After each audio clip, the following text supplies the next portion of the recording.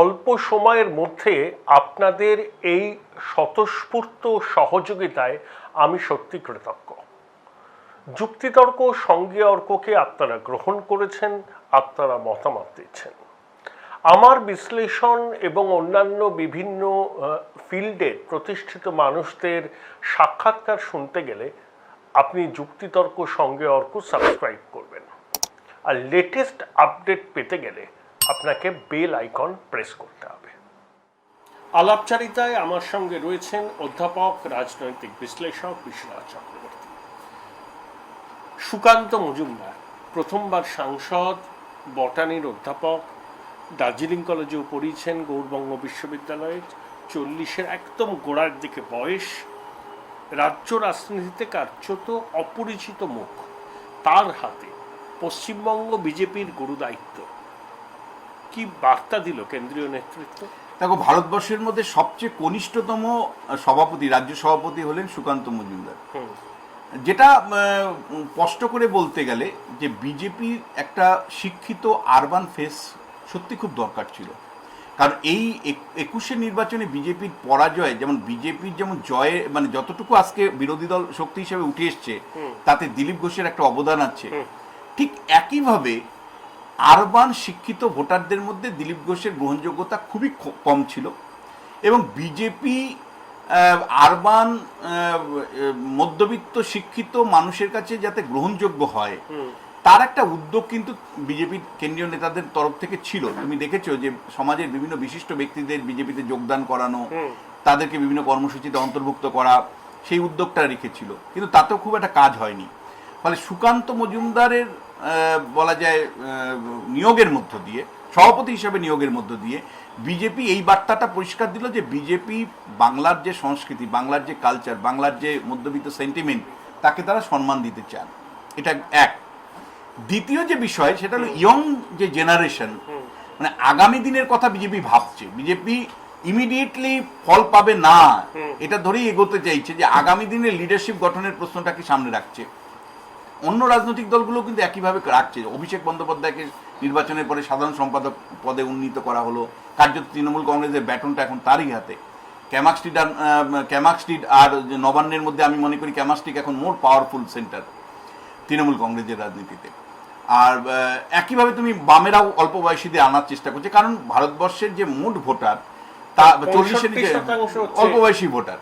এবার এই অল্প বয়সী ভোটারদের কাছে এই অল্প বয়সী নেতৃত্বের একটা কমিউনিকেশন, স্ট্রং কমিউনিকেশন প্রতিষ্ঠা করা সম্ভব, এবং সেই কনটেক্সটে আমি মনে করি আগামী প্রজন্মের নেতৃত্ব গঠনের প্রশ্নে কিন্তু বিজেপির এই উদ্যোগ যথেষ্ট গুরুত্বপূর্ণ। সুকান্ত মজুমদারের কাছে যে প্রত্যাশা সেটা হলো, মানে বিজেপি দল যেটা প্রত্যাশা করছে সেটা হলো যে সমস্ত গ্রুপগুলো, তুমি জানো বিজেপি একটা ডিভাইডেড হাউস, কার্যত অসংখ্য গোষ্ঠী, জেলায় অসংখ্য গোষ্ঠী, এই সমগ্র গোষ্ঠীগুলোকে মানে এমন একটা ফেস, যে ফেস সেইভাবে পশ্চিমবাংলার রাজনীতিতে খুব বেশি মানে প্রতিষ্ঠিত নয়, এবং বিজেপির রাজনীতিতে উনি খুব বেশি দিন এসছেন তা না, আরএসএস এর ছিলেন, প্রত্যক্ষভাবে বিজেপির রাজনীতির সাথে যুক্ত হওয়ার বলা যায় কার্যত 19-এর নির্বাচনের মধ্য দিয়ে। ফলে সেইভাবে তার শত্রুপক্ষ তৈরি হয় না, রাজনীতিতে থাকলে তো শত্রুপক্ষ তৈরি হয়। মোহন ভাগবতের খুব ফলে উনি একটা উনি বিজেপির যে বিভিন্ন গোষ্ঠীগুলো আছে তার একটা বাইন্ডিং ফোর্স হিসাবে কিন্তু কাজ করতে পারে, একটা শিক্ষিত মার্জিত মানুষের মধ্যে দিয়ে মানুষ এবং বিভিন্ন গোষ্ঠীগুলোর মধ্যে একটা সমন্বয় সাধন করে কিন্তু এগোনোর একটা সম্ভাবনা থাকবে। এবং একই সাথে উত্তরবঙ্গের যদি তুমি দেখো, উত্তরবঙ্গ বলা যায় তুলনামূলক ভালো রেজাল্ট করেছে লোকসভায়, বিধানসভাতে। উত্তরবঙ্গকে কেন্দ্র করে 2024-এ তারা আবারও নতুন করে স্বপ্ন দেখতে শুরু করেছে বিজেপি কেন্দ্রীয় নেতারা, যে উত্তরবঙ্গে রেজাল্টগুলো তারা ধরে রাখতে পারবে। ফলে উত্তরবঙ্গের প্রতিনিধিত্ব প্রশ্নটাও কিন্তু গুরুত্ব পাচ্ছে। অর্থাৎ মানে বলা যায় যে প্রিয়ঞ্জন দাস মুন্সি বা বরকত গনি খান চৌধুরী পরে তৃতীয় ব্যক্তি যিনি উত্তরবঙ্গ থেকে একটি সর্বভারতীয় দলের মানে রাজ্যের সভাপতি হলেন। এটা বিরাট ব্যাপার। উত্তরবঙ্গের মানুষের কোনো একটা জায়গায় কিন্তু মানে শ্লাঘা ছিল যে তারা সেইভাবে প্রতিনিধিত্ব পান না, দলের মধ্যে পান না, সরকারের মধ্যে পান না, মন্ত্রিসভায় পান না। ফলে উত্তরবঙ্গের প্রতি একটা বঞ্চনা, এই ভাবনাটা কিন্তু সবসময় কাজ করে। বিজেপি দল সেটাকে অ্যাড্রেস করবার চেষ্টা করেছে উত্তরবঙ্গ থেকে একজন সভাপতি মানে অ্যাপয়েন্টমেন্টের মধ্য দিয়ে। এবং একই সাথে তুমি দেখো যে বিরোধী দলের নেতা শুভেন্দু অধিকারী অল্প বয়সী, তিনি তার সাথে যাতে একটা ভালো সমন্বয় হয় সুকান্ত মজুমদারের সেই একটা উদ্যোগ কিন্তু আমরা খুব স্পষ্ট দেখতে পাচ্ছি। আরো দু একটা নাম ছিল জানেন, সেটা হচ্ছে শ্যামাপ্রসাদ মুখোপাধ্যায় রিসার্চ ফাউন্ডেশনের ডিরেক্টর অনির্বাণ গাঙ্গুলি, নাম ছিল স্বপন দাশগুপ্ত। অনির্বাণ বাবু কিন্তু নিজেও খুব একটা অপটিমিস্ট ছিলেন এই বিষয়টা নিয়ে, উনিও ইন্টেলেকচুয়াল ক্লাসই বিলং করেন। আমার কাছে যেটা খবর ছিল, একটা সিঙ্গেল ইভেন্ট অনির্বাণ বাবুকে কিন্তু অনেকটা দূর পিছিয়ে দিয়েছে, সেটা হলো 2রা মে বোলপুরে কাউন্টিং ফেলে রেখে উনি 15 জন কেন্দ্রীয় বাহিনীকে নিয়ে, মানে সোলজারকে নিয়ে যেভাবে পালিয়েছিলেন, মানে কর্মী সমর্থকদের বাঘের মুখে রেখে পালিয়েছিলেন।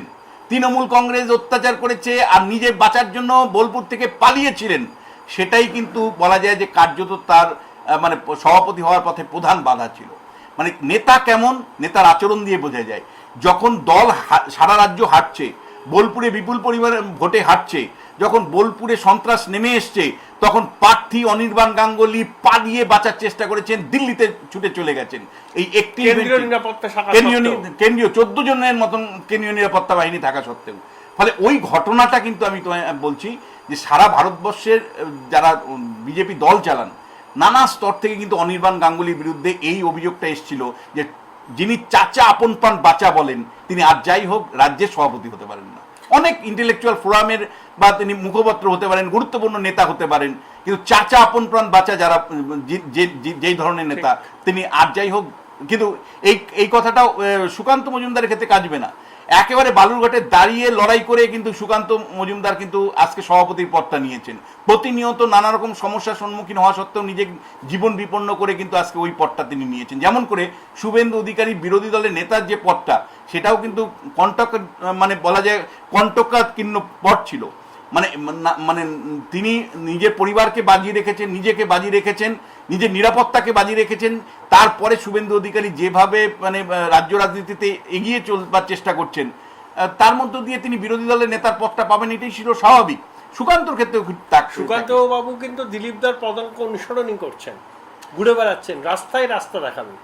দেখো একটা জিনিস বলি, দিলীপ দার নামটা বলেছিল, হ্যাঁ 2019 সালে মাত্র 2 জন সাংসদ বাদ দিয়ে সকলেই দিলীপ ঘোষের বিরুদ্ধে ছিল। এই 2 জন সাংসদের মধ্যে একজন ছিল সুকান্ত মজুমদার, বালুরঘাটের বিধায়ক, আর একজন ছিল হলেন পুরুলিয়ার বিধায়ক জ্যোতির্ময় মাহাতো। এই 2 জন বাদ দিয়ে বাদবাকি সবাই দিলীপ ঘোষকে সরাও, দিলীপ ঘোষের সুভাষ সরকারও ছিলেন। এই 2 জন ছিল, আমি তোমাকে উইথ অথরিটি বলছি। তো এই 2 জনের মধ্যে মানে সুকান্ত মজুমদারের প্রতি দিলীপদার একটা আশীর্বাদ থাকবে, সমর্থন থাকবে, এটাই সম্ভব। কিন্তু দিলীপ ঘোষের রিকমেন্ডেশনের কনসিডারেশনে হয়েছে এরকম ভাবার কোনো কারণ নেই। ওটা ডেফিনেটলি একটা ইনপুট, কিন্তু শেষ ইনপুটটা তো শেষ পর্যন্ত সংঘ পরিবারের থেকে এসছে এবং অনেক পলিটিক্যাল ভাবনা চিন্তার মধ্য দিয়ে কিন্তু হয়েছে বলে আমার ধারণা। The fastest growing digitally enabled university in a conveniently located and vibrant campus. Join Sister Nivedita University, Kolkata for higher education and research. অল্প খরচে হোটেল ও হসপিটাল ম্যানেজমেন্ট কোর্স করে ম্যানেজমেন্টের বিভিন্ন পদে চাকরির সুযোগ রয়েছে। DSN school of management. শুভেন্দুর কাছেই কিন্তু রাজ্য বিজেপির পুরো ক্ষমতা চলে গেল, অভিজ্ঞতায়, রাজনৈতিক পরিণত মানসিকতায়, সাংগঠনিক দক্ষতা এবং রিসোর্সফুল পার্সন হিসাবে শুভেন্দু কিন্তু সুকান্তবাবুর থেকে কয়েক যোজন এগিয়ে। তাই প্যারালাল পাওয়ার সেন্টার কিন্তু আর বিজেপিতে থাকলো না, সেটাই শুভেন্দু। সেটা বলার সময় এখনো আসেনি, কারণ বিজেপি দলের পলিটিক্যাল সোশ্যালাইজেশনের অভাব আছে পশ্চিমবাংলায়।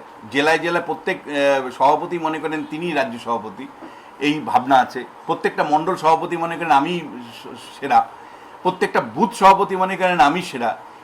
ব্যতিক্রম নিশ্চয়ই আছে, কিন্তু বিজেপি দলকে ডিসিপ্লিন করা, পলিটিসাইজ করা, দলের আইডিওলজির সাথে যুক্ত করা, অর্গানাইজেশনকে টিউন আপ করা, এটা যেটা পারেনি দিলীপ ঘোষ। দিলীপ ঘোষ জনগণকে একটা হিন্দু ভোটারদের জাগরণ তৈরি করতে পেরেছিলেন, বা একটা বিকল্প মানে তৃণমূলের বাইরে গিয়ে একটা বিকল্প শক্তি তৈরি করবার কিছুটা সক্ষম হয়েছেন রুরাল বেস। কিন্তু সামগ্রিকভাবে বিজেপি রাজনৈতিক শক্তি হিসাবে দিলীপ ঘোষের সময় প্রতিষ্ঠিত হলেও সামাজিক শক্তি হিসাবে বিজেপি প্রতিষ্ঠা পায়নি, সাংস্কৃতিক শক্তি হিসাবে বিজেপি প্রতিষ্ঠা পায়নি। তুমি আমায় বলো পশ্চিমবাংলায় যে বিভিন্ন ক্লাব আছে, চার্চ আছে, বিভিন্ন সামাজিক প্রতিষ্ঠান আছে, সেখানে বিজেপির অস্তিত্ব কোথায়? তোমার তোমার আশপাশের একটা ক্লাবের নাম বলতে পারবে না যেখানে বিজেপির কোনো অবস্থান আছে, কোনো সামাজিক সংগঠনে বিজেপির অবস্থান নেই। একইভাবে সাংস্কৃতিক এলাকা ক্ষেত্রগুলোতে সেখানেও কিন্তু বিজেপির কোনো অবস্থান নেই। কার্যত তৃণমূল কংগ্রেসের হেজিমনি চলছে সাংস্কৃতিক জগতে বা সামাজিক জগতে। ফলে সুকান্ত মজুমদারের কাছে চ্যালেঞ্জ যে বিজেপিকে রাজনৈতিক শক্তি হিসাবে দিলীপ ঘোষ প্রতিষ্ঠা করেছে, কিন্তু সামাজিক ও সাংস্কৃতিক শক্তি হিসাবে গ্রহণযোগ্য, মানুষের মধ্যে গ্রহণযোগ্য, হ্যাঁ বিজেপি পারে। যেমন মমতা বন্দ্যোপাধ্যায় যখন প্রথম বিরোধী নেত্রী হিসাবে উঠে আসছিলেন, আমার মনে আছে সংবাদ মাধ্যম তো বটেই, আমাদের আশপাশে যারা সো কল ইন্টেলেকচুয়াল তারা বলতো বুদ্ধবাবুর সংস্কৃতি আর কোথায় মমতা বন্দ্যোপাধ্যায়, মানে মমতা বন্দ্যোপাধ্যায় কি বুদ্ধবাবুর বিকল্প, এরকম ভাবনা সবসময় রাখতো। কিন্তু ধীরে ধীরে মমতা বন্দ্যোপাধ্যায় কিন্তু নিজের সাংস্কৃতিক জগতে প্রবেশ করে সামাজিক জগতে নিজের বিস্তার ঘটিয়ে তিনি একটা সামাজিক ও রাজনৈতিক শক্তির পাশাপাশি সামাজিক ও সাংস্কৃতিক শক্তি হিসেবে নিজেকে প্রতিষ্ঠা করেছেন, এবং এটা নির্বাচন 2011 নির্বাচনের অনেক আগেই নিজেকে প্রতিষ্ঠা করেছিলেন। সেই জায়গাটা কিন্তু আমি বলবো বিজেপির ক্ষেত্রে খোলা। বিজেপি এখনো সামাজিক সাংস্কৃতিক শক্তি হিসেবে নিজেকে প্রতিষ্ঠা করতে পারেনি।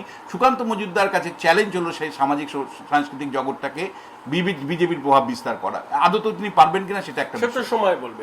বাবুলের কি হবে? অল্প খরচে হোটেল ও হসপিটাল ম্যানেজমেন্ট কোর্স করে ম্যানেজমেন্টের বিভিন্ন পদে চাকরির সুযোগ রয়েছে। DSN school of management. Indranil সেনকে আপনি দেখছেন? কোথাও নেই এখন। অনেকে বলছে নগর উন্নয়ন এবং তথ্য সংস্কৃতি বাবুল পাবে, আর বাবুলের এটা অনেকে বলছে খুব ভুল হয়ে গেছে। আরে দলে জয়েন করলে বলে আমি দলের হয়ে নিঃস্বার্থভাবে কাজ করব, দলের নেতৃত্ব যা বলবেন তাই করব, আমি সাধারণ কর্মী হিসেবে থাকবো। ও প্রথম থেকেই বলতে শুরু করলে আমি প্লেয়িং 11-এ থাকবো।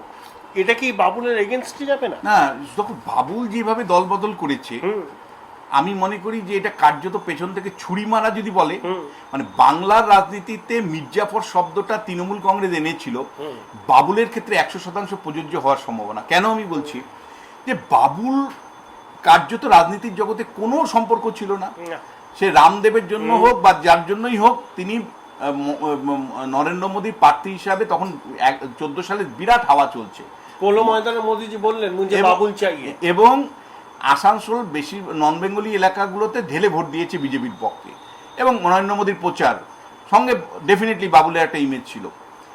7 বছর একজন মানুষ ভারতবর্ষের মতন একটা 140 কোটি দেশের মন্ত্রিসভায় স্থান পেয়েছে, এই মন্ত্রিসভা যেদিনই তাকে সরানো হলো সেদিনই তিনি ক্ষোভ বিক্ষোভ দেখালেন, দল থেকে ডিচার্জ হলেন, আর তারপরে বলছেন আমার একটা বেটার অপরচুনিটি এসছে তৃণমূল কংগ্রেসের। মানুষ প্রশ্ন করবে যে তাহলে মির্জাফর কাকে বলে? ঠিক, মানুষ প্রশ্ন করবে যে তুমি গত 7 বছর ধরে তোমার কর্মী সমর্থকদের বোঝালে যে মমতা বন্দ্যোপাধ্যায় কত খারাপ, তুমি এতদিনকে বোঝালে মিনি পাকিস্তানের গল্প, তুমি এতদিন মানুষকে দিনের পর দিন বুঝিয়েছো হিন্দুস্তানের গল্প, তুমি এতদিন করে বুঝিয়েছো যে পশ্চিমবাংলাতে কিভাবে মমতা বন্দ্যোপাধ্যায় সংখ্যালঘুদের তোষণ করছে, বাংলাদেশ পশ্চিমবাংলাকে বাংলাদেশ করার চেষ্টা করছে, পশ্চিম বাংলাদেশ করার চেষ্টা করছে, এই ধরনের কথা যে হিন্দুত্বের রাজনীতি হিন্দুত্বের রাজনীতি যে কটা মানুষ করেছে তার মধ্যে বাবুল সুপ্রিয়া একজন।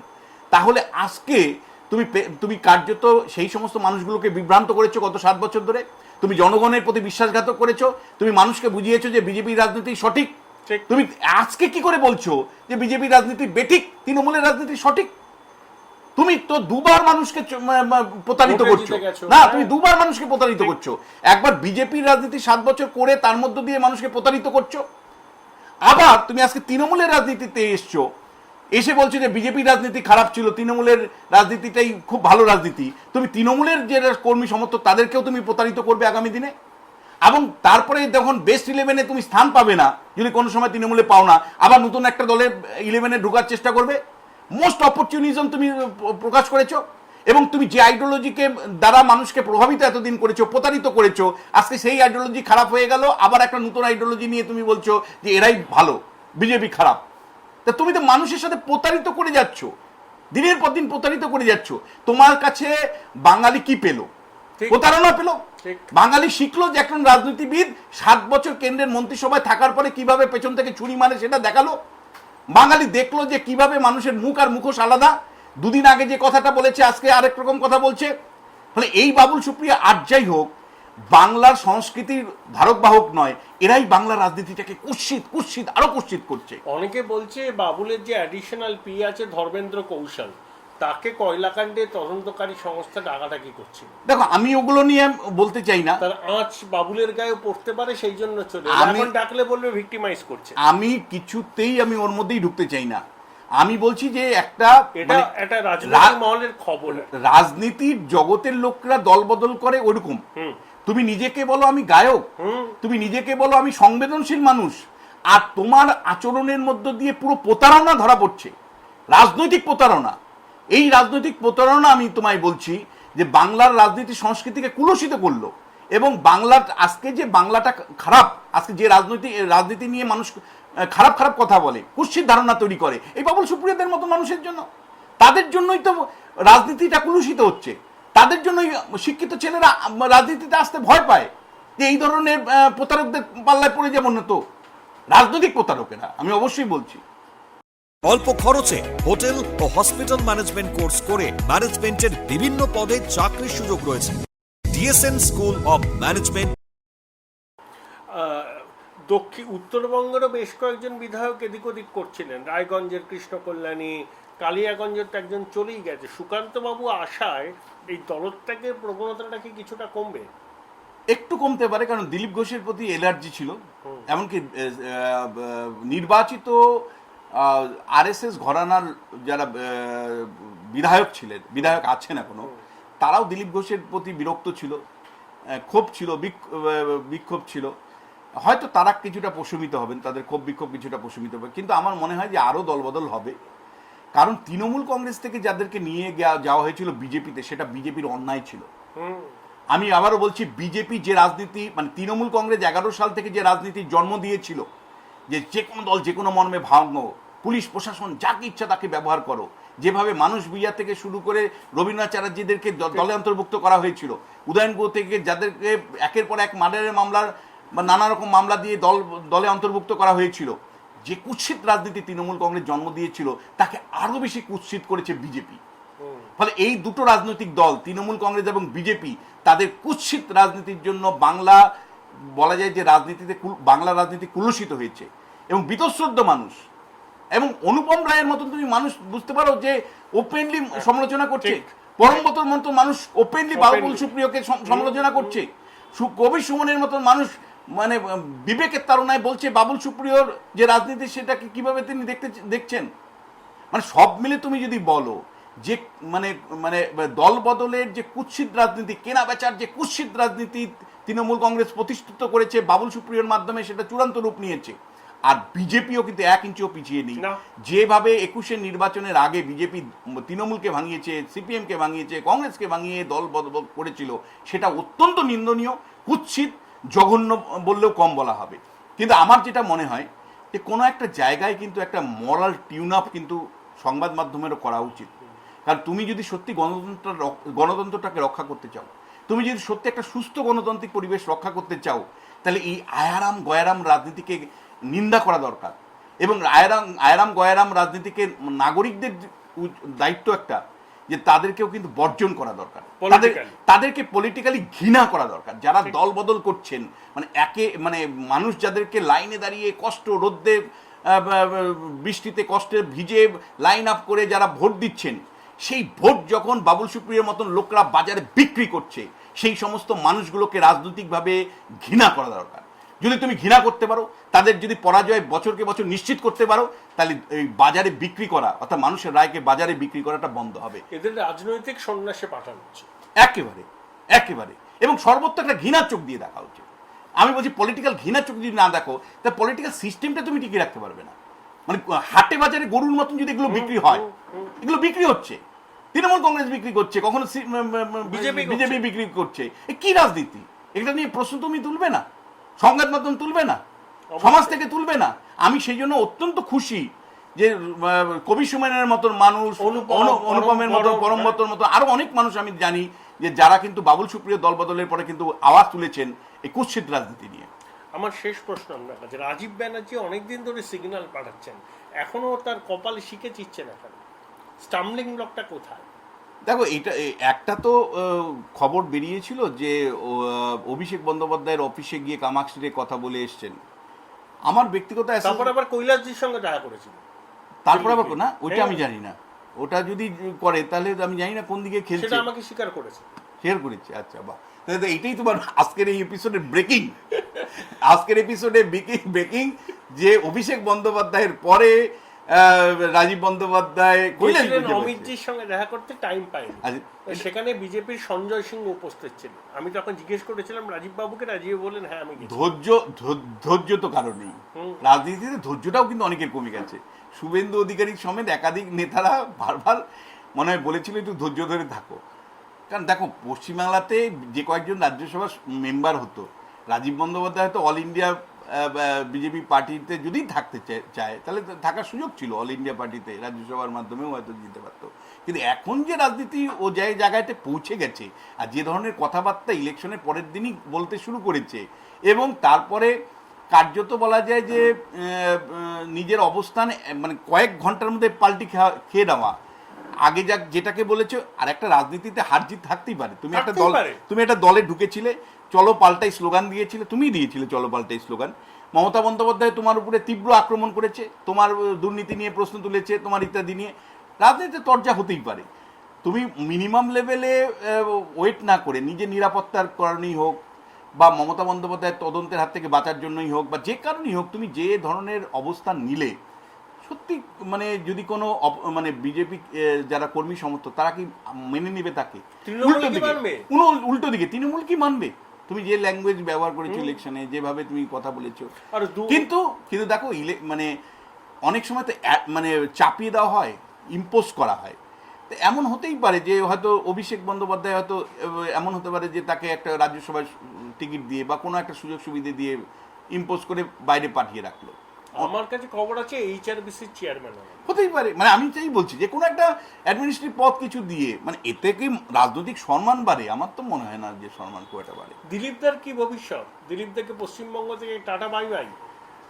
দেখো বিজেপি দলের মধ্যে সভাপতি কেন্দ্রিক দল, ফলে এখন পুরোটাই সুকান্ত মজুমদারের নেতৃত্বেই দলটা পরিচালিত হবে। রাহুল সিনহারা যেমন রোল প্লে করে, দিলীপ ঘোষ সেরকম রোল প্লে করবে। কিছু সাংবাদিক সম্মেলন করলো, কিছু জেলায় গিয়ে মিটিং মিছিলে থাকলো। না ঠিকই, ফলে এবং তুমি জানো যে সর্বভারতীয় সহসভাপতির পদটা অর্নামেন্টাল, ওখানে হলো মানে সম্মানজনক মানে পুনর্বাসনের জন্য ওই পদে বসানো হয়। ফলে দিলীপ ঘোষকেও সেই কারণেই বলা হয়েছে যে আপনি সর্বভারতীয় সহসভাপতি। যদিও ইংরেজি ওনার হিন্দিটা ভালো, ফলে কোনো একটা রাজ্যে কিছু কিছু কাজকর্মের জন্য কেন্দ্রীয় মন্ত্রীও হতে পারেন। আর হওয়ার সম্ভাবনা নেই, কেন্দ্রীয় মন্ত্রী হওয়ার আর সম্ভাবনা নেই। 2019 কিন্তু অফার পেয়েছিল, আমি বলছি সেটা আমি বলতে পারবো না, কিন্তু মানে এই রিসাপেলে পাইনি। আর দ্বিতীয় যেটা সেটা হলো যে আগামী দিনে হবে কিনা সেটা, কিন্তু যেটা মোর ইম্পর্টেন্ট, উনার নিজের যে কনস্টিটিউয়েন্সি মেদিনীপুর, সেই কনস্টিটিউয়েন্সিতে কিন্তু উনার আরও বেশি নিবিড় সম্পর্ক তৈরি করার সুযোগ আছে। আমি বলছি যে সভাপতি, রাজ্য সভাপতি হিসাবে তিনি সেইভাবে অ্যাটেনশন দিতে পারেননি। তার কেন্দ্রের মধ্যে একমাত্র মেদিনীপুর ছাড়া, খড়গপুর ছাড়া কোনো কেন্দ্রেই জেতেনি বিজেপি।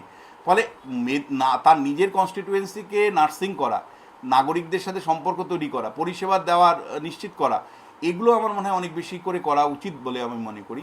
কিন্তু সামগ্রিকভাবে রাজ্য রাজনীতিতে বিজেপির মানে দিলীপ ঘোষের হাত ধরে বিজেপি রাজনৈতিকভাবে প্রতিষ্ঠিত হয়েছে। আগামী দিনে সামাজিক ও সাংস্কৃতিক শক্তি হিসেবে প্রতিষ্ঠা পায় কিনা সেটাই কিন্তু সুকান্ত মজুমদারের কাছে সবথেকে বড় চ্যালেঞ্জ, সবচেয়ে বড়। অনেক অনেক ধন্যবাদ বিশ্বনাথ, অনেক ধন্যবাদ। এতক্ষণ কথা বলছিলাম অধ্যাপক, রাজনৈতিক বিশ্লেষক বিশ্বনাথ চক্রবর্তী।